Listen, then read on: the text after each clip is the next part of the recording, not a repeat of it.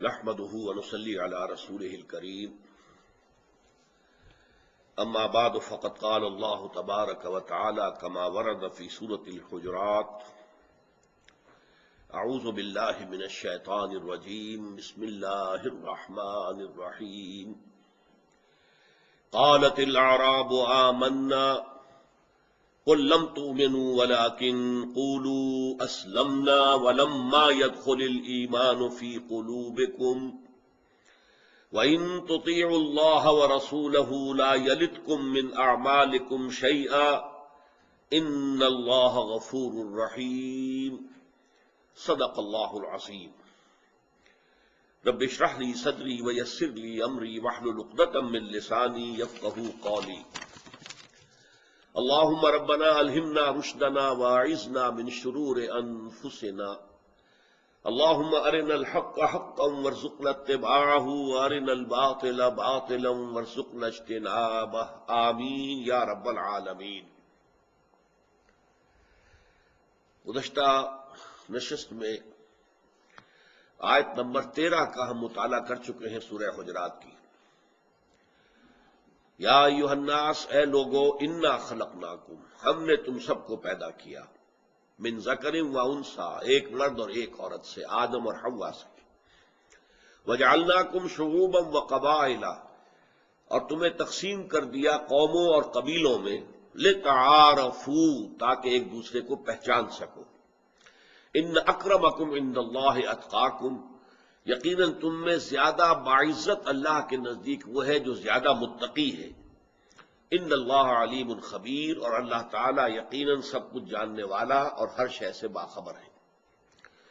اس آیت پر جیسے کہ اس کے مضامین ہیں ان پر تو گفتگو ہو چکی ہے، لیکن ایک ربط کے حوالے سے بات کو پہچان لیجئے کہ اس میں ایک تو جو سابقہ 2 آیات آئی تھیں جس میں کہا گیا ایک دوسرے کا تمسخر نہ کرو، مذاق نہ اڑاؤ، تانے نہ دو، عیب چینی نہ کرو، چڑھانے والے نام نہ رکھو، زیادہ سوء ظن سے کام نہ لو، خام خواہ کا تجسس نہ کرو، غیبت نہ کرو۔ یہ جو 6 افعال شنیعہ تھے جن سے روکا گیا ہے، ان کا اصل سبب کیا ہے کہ جو بھی شخص تمسخر کر رہا ہے وہ اپنے آپ کو اس سے اعلیٰ سمجھتا ہے جس کا تمسخر وہ کر رہا ہے۔ یہاں اس کی جڑ کاٹ دی گئی اس آیت میں کہ اللہ کے نزدیک تو تقوی معیار ہے، بنیاد ہے۔ تم ظاہری چیزوں پر تمسخر کرتے ہو، تانے دیتے ہو، نکتہ چینی کرتے ہو، لیکن حقیقت میں تو اللہ کے نزدیک کس کا کیا مقام ہے، اس کا سارا دار و مدار اس کے تقوی پر ہے، اور تقوی کو اللہ جانتا ہے کہ اس کے دل میں کتنا ہے اور کتنا نہیں۔ دوسرے اس آیت سے جو تیسرا حصہ ہے سورہ مبارکہ کا، اس کا ایک اہم مسئلہ حل ہوا کہ اسلامی معاشرے کا اور اسلامی ریاست کا غیر مسلم معاشروں سے اور غیر مسلم ریاستوں سے کوئی تعلق خیر کا بھی ہو سکتا ہے یا نہیں۔ فرمایا دیکھو 2 چیزیں تمہارے مابین مشترک ہیں، چاہے تم مومن ہو اور وہ کافر ہیں، لیکن تم سب کا پیدا کرنے والا ایک اللہ ہے۔ انا خلقناکم، ہم نے پیدا کیا تم سب کو۔ یہ وحدت خالق ہے جو تمہارے اور ان کے درمیان مشترک ہے۔ دوسرے، ہم نے تمہیں ایک ہی انسانی جوڑے کی اولاد بنایا ہے، آدم اور حوا کی نسل سے ہو تم سب۔ یہ دوسری قدر مشترک تمہارے مابین ہے۔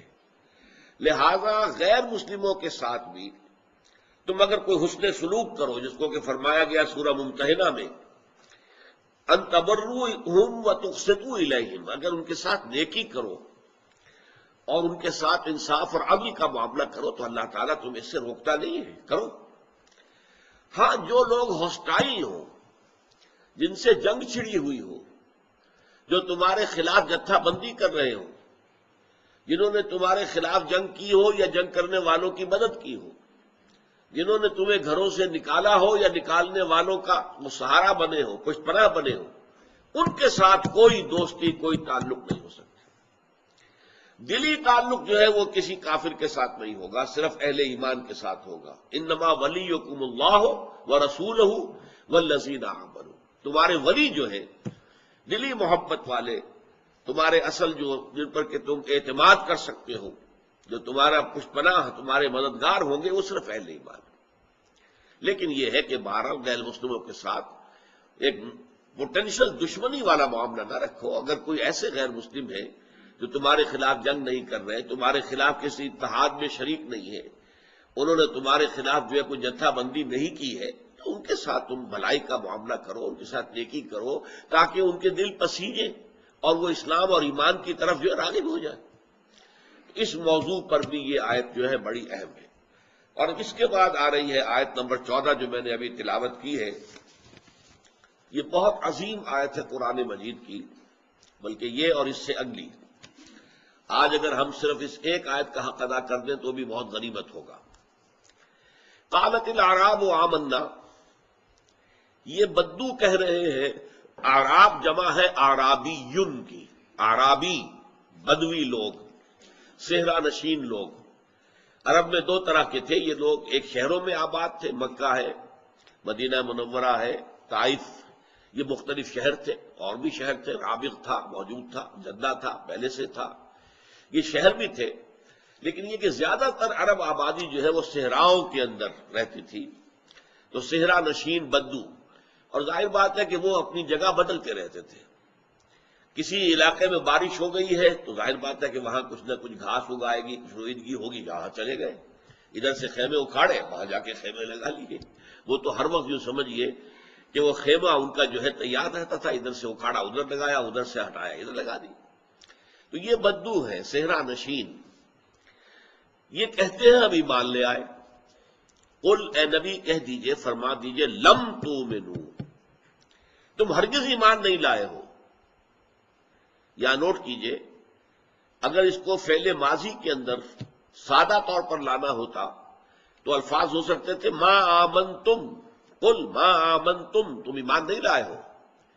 لیکن عربی زبان میں جو فعل مضارع سے قبل لم لگتا ہے، یہ انتہائی تاکید والی نفی ہے. نفی جہاد میں لم کہلاتی ہے.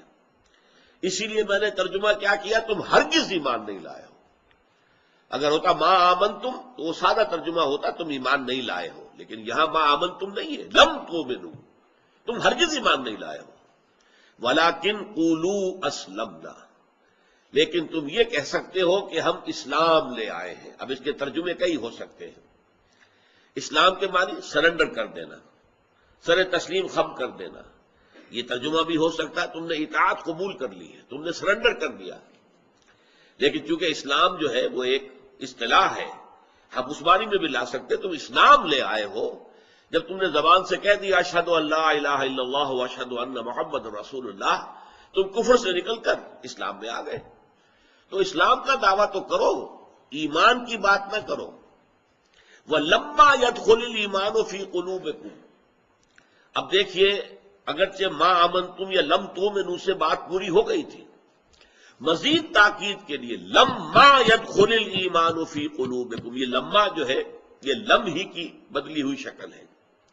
اور اس میں اضافی مفہوم پیدا ہوتا تاحال. تاحال تمہارے دلوں میں ایمان ہرگز داخل نہیں ہوا. لیکن وَإِن تُطِيعُوا اللَّهَ وَرَسُولَهُ، اگر تم اللہ اور اس کے رسول کی اطاعت کرتے رہو گے، لا يَلِدْكُم مِّنْ أَعْمَالِكُمْ شَيْئًا، اللہ تمہارے اعمال میں سے کچھ کم نہیں کرے گا. ان اللہ غفور الرحیم، اس لیے کہ اللہ تعالیٰ غفور ہے، بخشنے والا ہے، رحیم ہے، رحم فرمانے والا ہے. یہ آیت اس اعتبار سے قرآن مجید کا ایک اہم ترین مقام ہے کہ اس میں ایمان اور اسلام کو دو علیحدہ چیزوں کی حیثیت سے بیان کیا گیا. ورنہ قرآن مجید میں عام طور پر مسلم، مومن، ایمان، اسلام یہ تقریباً مترادف الفاظ کے طور پر آئے. اس لیے کہ حقیقت میں جو چیز مطلوب ہے وہ کیا ہے؟ دل میں ایمان ہو، عمل میں اسلام ہو. اب اس کو جیسے کہ انگریزی میں آپ کہتے ہیں call the rose by any name it will smell as sweet. گلاب کو آپ پھول کو کوئی بھی نام دے دیں لیکن اس کی خوشبو تو وہی رہے گی نا، وہ بڑی عمدہ خوشبو اس سے آتی رہے گی، نام کوئی دے دیجئے. تو ایک ایسا شخص جس کے دل میں ایمان ہے، عمل میں اسلام ہے، اسے چاہے مسلم کہہ لے، مومن کہہ لے، کوئی فرق واقع نہیں ہوتا. اس اعتبار سے اسلام اور ایمان تقریباً مترادف الفاظ کی حیثیت سے قرآن مجید میں آئے ہیں. لیکن جب یہ دو علیحدہ علیحدہ اصطلاحات ہیں تو یقیناً ان میں فرق بھی ہے. اور یہ نوٹ کر لیجئے قرآن مجید کی اہم ترین اصطلاحات میں 3 جوڑے ہیں جن میں یہ کیفیت پائی جاتی ہے. مثلا نبی اور رسول تقریباً ہم معنی الفاظ بھی ہیں. نبی کی جگہ رسول، رسول کی جگہ نبی آ سکتا ہے، لیکن فرق بھی ہے. نبی عام ہے، رسول خاص ہے. ہر رسول تو لازماً نبی ہے، ہر نبی لازماً رسول نہیں ہے. اس طرح جہاد اور قتال، ہر قتال تو لازماً جہاد ہے، ہر جہاد قتال نہیں ہے. جہاد باللسان، جہاد بالقلم. آپ اللہ کے دین کے لیے، اس کے فروغ کے لیے، اس کی ترقی کے لیے اور اس کو اللہ کے دین کو زمین میں سربلند کرنے کے لیے قلم سے کام لے رہے ہیں، زبان سے کام لے رہے ہیں. دعوت جو ہے آپ زبان سے دے رہے ہیں، قلم کے ذریعے دے رہے ہیں یا اور ذرائع ابلاغ کے ذریعے سے، یہ بھی جہاد ہے. لیکن یہ قتال نہیں ہے. قتال تب ہوگا جبکہ آپ میدان میں آئیں شمشیر بکف ہو کر اور کفار کے ساتھ جنگ کریں، تب یہ قتال ہے. لیکن ہر قتال لازماً جہاد ہے. وہی عام اور خاص کی نسبت ہے. اسی طرح کا معاملہ ہے مسلم اور مومن. مسلم عام ہے، مومن خاص ہے. ہر مومن لازماً مسلم ہے، ہر مسلم لازماً مومن نہیں ہے. یہ جو فرق ہے یہ اس آیت میں بیان کیا گیا. کچھ لوگوں کے بارے میں کہا گیا کہ وہ دعویٰ کر رہے ہیں کہ ہم ایمان لے آئے. نبی ان سے کہہ دیجیے ہرگز تم ایمان نہیں لائے ہو، اور ابھی تک ایمان تمہارے دلوں میں ہرگز داخل نہیں ہوا ہے. ہاں تم کہہ سکتے ہو ہم اسلام لے آئے. البتہ پھر امید دلائی گئی اس حالت میں بھی اگر تم اللہ اور اس کے رسول کی اطاعت کرتے رہو گے تو اللہ تمہارے اعمال میں سے کوئی کمی نہیں کرے گا اس کے اجر و ثواب میں سے. حالانکہ دیکھیے اصولی بات تو یہ بنتی ہے اگر ایمان نہیں ہے تو اطاعت میں جو عمل اس نے کیا ہے اس کے کوئی جزا نہیں ملنی چاہیے. اصول تو یہ ہے، بغیر ایمان کے کسی عمل کا کیسے جزا ہوگی. لیکن اللہ نے فرمایا اللہ تعالی غفور ہے، رحیم ہے. اپنے ان 2 صفات کے حوالے سے یقیناً اللہ تعالیٰ بخشنے والا ہے، رحم فرمانے والا ہے. لہذا اس نرمی کا معاملہ کیا گیا کہ اس حالت میں بھی اگر تم اطاعت کرتے رہو گے تو ہم تمہارے اعمال کی جزا اس کے ثواب میں سے کچھ کم نہیں کریں گے. اب اس کو سمجھیے کہ اس آیت کا پس منظر کیا ہے.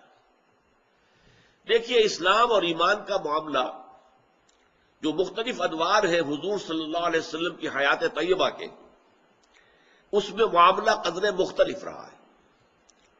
مکی دور میں صرف وہ شخص کہتا تھا اشہد ان لا الہ الا اللہ و اشہد ان محمد رسول اللہ، جس کے دل میں پہلے ایمان بیٹھ چکا ہے. اس کی وجہ کیا ہے؟ اسے معلوم ہے فوراً مخالفت شروع ہو جائے گی. کوئی اگر غریب ہے، اگر کوئی غلام ہے، اس کی پٹائی شروع ہوگی، اس کو مارا جائے گا، اس کو سختیوں سے جو ہے پرسیکیوٹ کیا جائے گا. لہذا جب تک دل میں یقین والا ایمان نہیں ہوتا تھا وہ زبان پر نہیں لا سکتے تھے کہ اشہد ان لا الہ الا اللہ و اشہد ان محمد رسول اللہ. وہ تو اس درجے ایمان آ گیا کہ ہر چہ بعد بعد اب جو ہو سو ہو، ہم تو دائرہ اسلام میں جا رہے ہیں.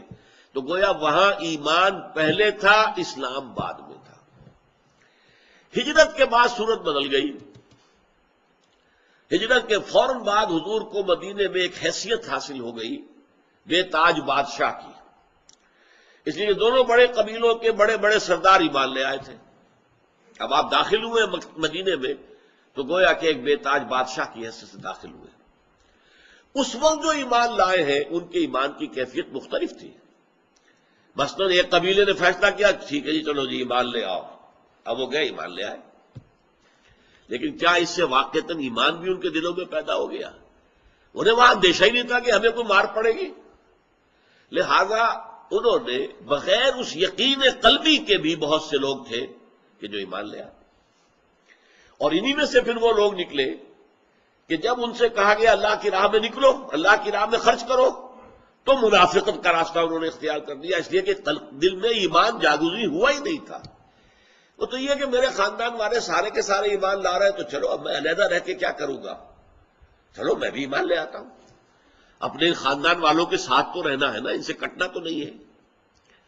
یہ کیفیت جیسے جیسے حضور کو اقتدار بڑھتا چلا گیا عرب میں، یہ کیفیت بڑھتی چلی گئی، تاکہ جب وہ کیفیت ہو گئی اذا جاء نصر اللہ والفتح ورأیت الناس يدخلون فی دین اللہ افواجا، جب اللہ تعالی کی مدد آ گئی اور فتح مل گئی، صلح حدیبیہ کے بعد کہہ لیجئے یا فتح مکہ کے بعد، اب نتیجہ یہ ہوا کہ فوج در فوج لوگ اسلام میں داخل ہو رہے ہیں، اللہ کے دین میں آ رہے ہیں، فلاں قبیلہ آ گیا جی، اس کا وفد آ گیا جی، ہم قبول کرتے ہیں، ایمان لے آئے، پورا قبیلہ گیا کہ ایمان لے آئے۔ اب یہ جو رو چلی تھی یدخلون فی دین اللہ افواجا، ظاہر بات ہے کہ ان میں وہ لوگ کہ جن کے دلوں میں یقیناً ایمان پیدا ہو گیا وہ بہت کم تھے۔ اسی طرح جن لوگوں نے جھوٹ موٹ کا ایمان، وہ میں سیرت کے حوالے سے بیان کیا کرتا ہوں کہ عرب میں حضور کے انتقال کے فوراً بعد جو کاؤنٹر ریولوشنری موومنٹ شروع ہوئی ہیں، ان کی وجہ کیا تھی؟ کچھ لوگ آخری وقت میں آ کر دبک گئے تھے کہ اب ہم مقابلہ کریں تو کر نہیں سکتے، ہمارے اندر طاقت نہیں ہے، لہٰذا چلو اس وقت تو جو پنجابی میں کہتے نیوی پاؤ، سر نیچا کر لو، پھر جب موقع آئے گا پھر کھڑے ہوں گے، اور کوئی موقع آیا تو بغاوت کریں گے۔ یہ منافق تھے۔ کچھ لوگ تھے جو مومنین صادقین تھے، کچھ لوگ تھے جو منافق تھے، کچھ بین تھے کہ نہ تو ابھی ان کے دلوں میں ایمان داخل ہوا لیکن دھوکہ دینے کی نیت بھی نہیں ہے، بعد میں کوئی بغاوت کرنے کی نیت بھی نہیں ہے، تو یہ لوگ مسلم تو ہوئے، مومن نہیں ہوئے، لیکن نہ مومن ہوئے نہ منافق ہوئے۔ اس آیت کی تفسیر میں بہت سے لوگوں نے ان کو منافق قرار دیا ہے۔ جب اللہ یہ کہتا ہے کہ تم ایمان نہیں لائے ہو، تمہارے دلوں میں ایمان نہیں داخل ہوا تو تم منافق ہوئے، لیکن نہیں۔ امام ابن تیمیہ رحمۃ اللہ علیہ نے ان کی کتاب کتاب الایمان، اس میں بڑی تفصیلی بحث کی، بہت عمدہ بحث کی، اور اس میں انہوں نے فرمایا ہے کہ یہ منافق نہیں ہے۔ کیوں؟ کہ منافق کا تو کوئی عمل اللہ کے ہاں قبول نہیں ہو سکتا۔ ان لوگوں کا معاملہ یہ کہ کہا جا رہا ہے کہ اگر اس حالت میں بھی اطاعت کرو گے اللہ کی اور اس کے رسول کی تو اللہ تمہارے اعمال کے اجر و ثواب میں کوئی کمی نہیں کرے گا۔ اس فقرے نے، اس ٹکڑے نے اس آیت کے ثابت کر دیا وہ منافق نہیں تھے۔ اب نہ مومن نہ منافق، تو بیچ میں کیا رہ گیا؟ اس کو آج ہم بڑی آسانی سے سمجھ سکتے ہیں۔ یہ گراف پیپر کے اوپر جب آپ بناتے ہیں کہ ایک پوائنٹ ہے وہ 0 پوائنٹ ہے، اس کی دائیں طرف +1 +2 +3 +4 +5 چلتا جائے گا، اور بائیں طرف -1 -2 -3 -4 -5 انفینٹی چلا جائے گا۔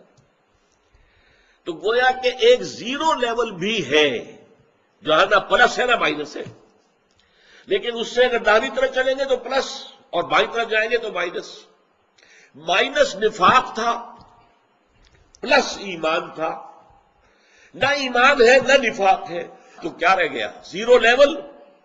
مسلمان وہ ہے، اس نے گواہی دی ہے اشہد ان لا الہ الا اللہ واشہد ان محمد رسول اللہ، اس نے نماز قائم کرنے کا وعدہ کیا ہے، زکوٰۃ دینے کا وعدہ کیا ہے، حج اور صوم بھی اس نے قبول کیا ہے، تو وہ ہو گیا، مسلمان تو ہو گیا۔ لیکن ہر مسلمان مومن نہیں ہوتا۔ مومن تو تب ہوگا جبکہ واقعتاً یقین کی کیفیت اس کے دل میں پیدا ہو جائے گی۔ پرسنل کنوکشن، اس انگریزی کے لفظ سے بات ساری واضح ہوتی ہے، ورنہ ہم جب الفاظ استعمال کرتے ہیں اردو کے جو عام استعمال کے ہیں تو ان کے معنی پورے طور سے واضح نہیں ہوتے۔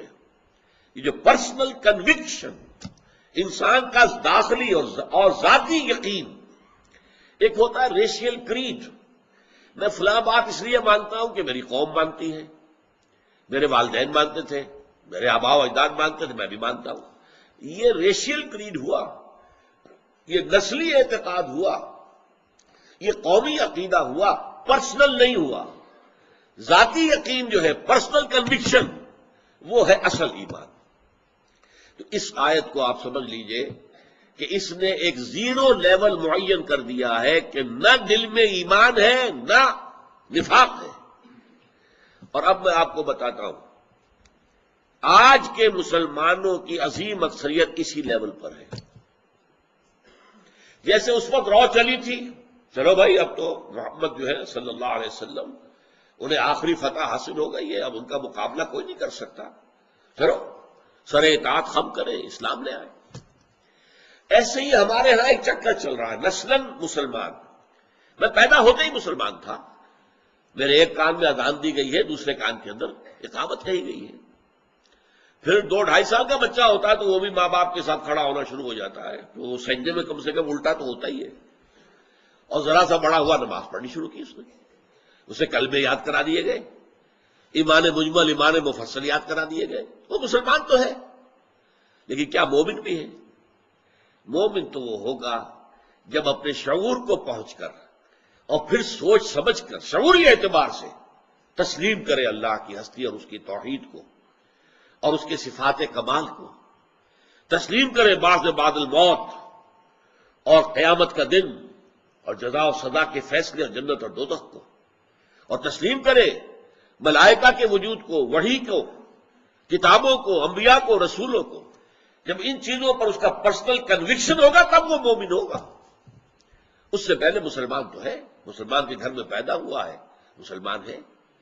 تو اس اعتبار سے اگر میں آپ کے سامنے اب وہ آیت کوٹ کروں جو سورہ آل عمران میں آئی ہے، کیا مسلمانوں ولا تہنوا ولا تحزنوا وانتم الاعلون ان کنتم مؤمنین. دیکھو گھبراؤ نہیں، پریشان نہ ہو، رنج اور صدمہ بھی نہ کرو. تمہیں غزوہ احد کے اندر چرکا لگ گیا ہے، ٹھیک ہے، لیکن اس سے جو ہے تمہارے اندر دلی طور پر کوئی دل شکستگی پیدا نہیں ہونی چاہیے. ہمارا وعدہ ہے انتم الاعلون، اعلون اعلیٰ کی جمع ہے، تم ہی سب سے اونچے رہو گے اگر تم مومن ہوئے. اب اس آیت کو اپنے سامنے رکھیے. آج تو ہم ذلیل ہیں، خار ہیں، رسوا ہیں، ہماری کوئی حیثیت نہیں. جس طرح چاہا ایک کولیشن بنی تھی جس نے کہ افغانستان کو تہس نہس کر دیا، اب جس طرح چاہ رہا ہے امریکہ، حالانکہ اس وقت تو چلیے پھر بھی کچھ کولیشن اس کے ساتھ تھی، کچھ لوگ ساتھ تھے، کوئی بہانہ بھی تھا. عراق کے بارے میں تو ہے ہی نہیں، اور وہ تہس نہس کر رہا ہے. اور ان کے عرب بھائیوں تک کے اندر یہ جرت نہیں ہے. عالم اسلام تو پھر دور کی بات ہے، لیکن ان کے پڑوسیوں کے اندر بھی جرت نہیں ہے کہ ہم اسے اپنے خلاف حملہ سمجھیں گے. جبکہ نظر یہ آ رہا کہ ایک ایک کر کے سب کی شامت بلائے گا، اسے گریٹر اسرائیل قائم کرنا ہے وہاں پر. اب تو کھل کر بات ہو رہی. تو صورتحال در حقیقت یہ ہے کہ ہم مومن نہیں ہیں. مومن ہوتے تو سربلند ہوتے. انتم الاعلون ان کنتم مومنین. شاذ ہیں جن کے اندر واقعی یقین ہے، ایمان ہے، تو ان کی زندگی کچھ اور ہوتی ہے. پھر ان میں توکل اللہ پر، حلال اور حرام کا پورا لحاظ رکھتے ہوئے زندگی گزارنا، کوئی شے ان کی زندگیوں میں حرام نہ ہو، منکرات سے پاک زندگی ہو، وہ تو زندگی ایسی ہونی چاہیے. اس حوالے سے یہ کیفیت جو یہاں بیان ہوئی ہے آج ہم پر بھی 100% یہ منطبق ہوتی ہے. قالت الاعراب آمنا قل لم تؤمنوا، کہہ دیجئے تم ہرگز ایمان نہیں لائے ہو. اپنے آپ کو دھوکہ مت دو، اس زوم میں نہ رہنا کہ تم ایمان لے آئے ہو اور اللہ کے سارے وعدے جو اہل ایمان کے ساتھ ہیں تمہارے ساتھ بھی ہوں گے. نہیں، ولکن قولوا اسلمنا. ہاں تم یہ کہہ سکتے ہو ہم اسلام لے آئے، ہم نے اطاعت قبول کر لی. ولما يدخل الایمان فی قلوبکم، ابھی ایمان تمہارے دلوں میں داخل نہیں ہوا. وَإِن تُطِيعُوا اللَّهَ وَرَسُولَهُ، اب یہ ہمارے لیے خوشخبری ہے. فرض کیجئے کیفیت ہماری یہ ہے، اس حالت میں بھی اگر ہم اللہ اور اس کے رسول کی اطاعت کرتے رہیں گے تو اللہ تعالی ہمارے اعمال کو اپنی شان غفاری کے طفیل، اپنی شان رحیمی کے طفیل، ان اللہ غفور رحیم، اللہ غفور ہے، رحیم ہے، تو اس کی غفاری اور رحیمی کے واسطے سے اللہ تعالیٰ تمہارے ان اعمال کو قبول کر دے گا اور ان کے اجر و ثواب میں کوئی کمی نہیں کرے گا. اب اس آیت کا ایک اہم جو نتیجہ ہے وہ آپ کے سامنے آ جانا چاہیے. در حقیقت اس سورہ مبارکہ میں یہ مضمون کیوں آیا ہے؟ میں نے آپ کو بتایا کہ یہ سورہ مبارکہ انسانوں کی اور مسلمانوں کی حیات اجتماعی کی جو بلند ترین سطح ہے، ریاست، اسٹیٹ، اس کے بنیادی اصولوں پر مشتمل ہے. ہر ریاست میں آپ کو معلوم ہے کہ ایک بڑا اہم مسئلہ ہوتا ہے سٹیزن شپ کا، کون شہری ہے اس کا. اسلامی ریاست کا شہری کون ہے؟ ایمان کی بنیاد پر ہم اپنی شہریت کی جو ہے اساس نہیں رکھ سکتے. کیوں؟ ایمان کا کیا پتہ دل میں ہے کہ نہیں ہے، کیا پتہ منافق ہے، کیا پتہ مومن ہے. کوئی ہمارے پاس آلہ نہیں ہے، کوئی ذریعہ نہیں ہے. کہ ہم جو ہے کسی کو ناپ تول کر بتا دیں کہ اس میں ایمان ہے یا نہیں ہے، کچھ پتہ نہیں۔ تو اسلام میں قانونی نظام، ریاستی نظام، تشریعی نظام، اس کی بنیاد اسلام ہے، ایمان نہیں ہے۔ ایمان کی بنیاد پر وہاں فیصلہ ہوگا، وہاں اس علیم اور خبیر ہستی کے ساتھ ضابطہ پیش آئے گا جو علیم بذات الصدور ہے، جو کچھ سینوں کے اندر مخفی ہے اس کا بھی جاننے والا ہے۔ وہاں تو در حقیقت وہی نجات پائے گا جس کے دل میں ایمان ہوگا، تھوڑا ہو زیادہ ہو لیکن دل میں ایمان ہوگا تو نجات پائے گا، ورنہ نہیں۔ یہاں ہو سکتا ہے کوئی مسلمانوں کا بہت بڑا لیڈر ہو، بڑا پیشوا ہو، بڑا امام ہو، اور اس کے دل میں ایمان نہ ہو سکتا ہے وہ کسی پہلو سے مسلمانوں کا خادم بھی ہو، بہی خواہ بھی ہو، خیر خواہ بھی ہو سکتا ہے ایمان نہ ہو۔ یہاں پر ہم اسے مانیں گے مسلمان ہونے کے ناطے سے، جس نے بھی کلمہ شہادت ادا کیا اور ارکان اسلام کی پابندی کا عہد کیا۔ بنی الاسلام علی خمس، 5 چیزوں پر اسلام کی بنیاد ہے۔ شہادت اللہ الہ الا اللہ وان محمد رسول اللہ، سب سے پہلا کیا ہے؟ اس کی گواہی دینا کہ اللہ کے سوا کوئی معبود نہیں، اور یہ کہ محمد صلی اللہ علیہ وسلم اللہ کے رسول۔ گواہی دینا زبان سے، وربل ایٹسٹیشن، ٹیسٹیمنی، وربل ٹیسٹیمنی، دل کی بات یہاں نہیں کی جا رہی، وہ تو ایمان میں آئے گی۔ اسلام میں بات صرف شہادت ہے، زبان سے یہ اقرار کرنا، وربل ٹیسٹیمنی۔ اور نمبر 2 نماز، نمبر 3 روزہ، نمبر 4 زکوٰۃ، نمبر 5 حج۔ یہ 5 ارکان اسلام ہے۔ بنی الاسلام علی خمس، شہادت اللہ الہ الا اللہ وان محمد رسول اللہ، واقام الصلاۃ وایتاء الزکوٰۃ وصوم رمضان وحج البیت من استطاع الیہ سبیلا۔ یہ حدیث متفق علیہ ہے حضرت عبداللہ ابن عمر سے رضی اللہ تعالی عنہما۔ تو اسلام تو ان 5 چیزوں پر قائم ہے۔ جس نے اس کا عہد کر لیا، شہادت دے دی، مسلمان ہو گیا۔ ابھی کوئی ہندو آئے ہندوستان سے اور وہ یہ کرے، ہم مانیں گے مسلمان۔ ہو سکتا ہے وہ جاسوسی کی نیت سے آیا ہو، لیکن وہ تو جاسوسی کا ثبوت ملے گا تو پکڑیں گے اسے، ہم اس کے بغیر نہیں پکڑ سکتے۔ ہو سکتا ہے وہ ہمیں دھوکہ دینے کے لیے مسلمان ہوا ہو۔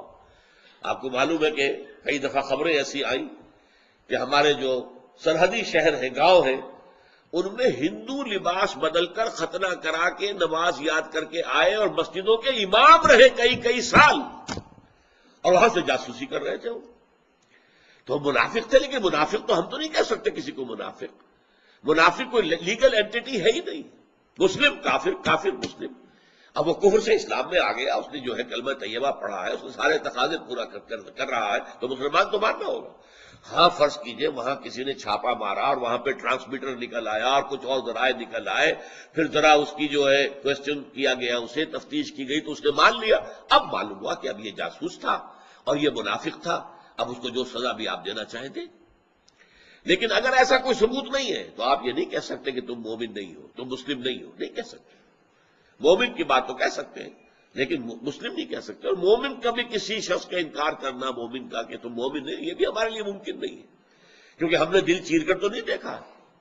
بارک اللہ لی ولکم فی القرآن العظیم ونفعنی وإیاکم بالآیات والذکر الحکیم۔